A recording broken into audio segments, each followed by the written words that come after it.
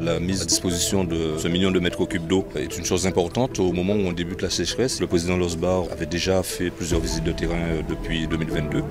Et donc on a préparé les choses et il était indispensable que ce barrage puisse fournir de l'eau au secteur agricole.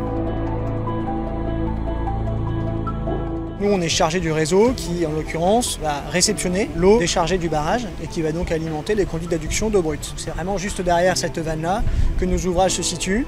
Il y a une vanne de régulation qui permet de réguler le débit qui est déchargé depuis le barrage et d'alimenter dans des conditions hydrauliques satisfaisantes le réseau qui va ensuite alimenter les agriculteurs et puis tous nos usagers de manière générale.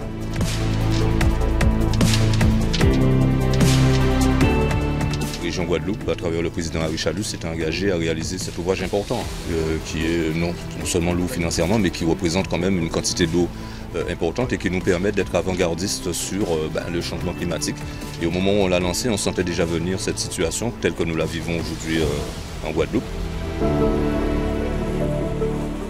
Ayant constaté effectivement que les agriculteurs risquaient d'avoir de très grosses difficultés financières, nous avons effectivement demandé à ce qu'on en accélère les études, notamment au niveau de l'ADEAL, au niveau de l'ARS, de manière à livrer cette eau aux départements qui ont à charge par la suite à transporter cette eau dans le Nord Grande Terre ayant la compétence eau agricole. Pour les agriculteurs du Nord Grande Terre, nous appuyons sur la vanne. C'est vraiment ce qu'on appelle une synergie de travail entre la région et le département et cela dure déjà depuis plusieurs années et encore plus intensifié aujourd'hui que nous sommes dans le cadre d'une actualité prégnante par rapport à ce problème de sécheresse.